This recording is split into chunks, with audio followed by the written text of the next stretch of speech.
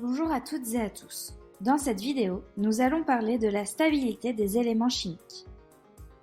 Commençons par le cortège électronique. Un élément chimique désigne les atomes et les ions de même numéro atomique Z et caractérisé par le même symbole. Prenons un exemple. Le fer. Le fer peut se trouver sous la forme d'atomes Fe ou sous la forme d'ions Fe2+, et Fe3+.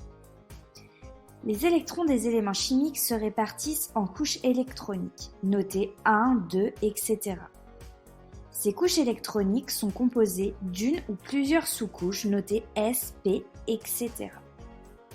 La sous-couche S contient 2 électrons au maximum. La sous-couche P contient 6 électrons au maximum. Prenons un exemple. L'atome de phosphore de symbole P.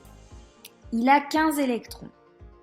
Pour remplir ces couches électroniques, on commence par un S2, puis 2S2, 2P6, 3S2 et 3P3, ce qui nous fait bien 15 électrons.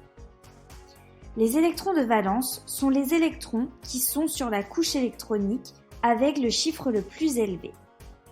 Dans notre exemple précédent, pour l'atome de phosphore, la couche avec le chiffre le plus élevé est la 3. Donc, dans la couche 3, on a 5 électrons. Parlons ensuite du tableau périodique.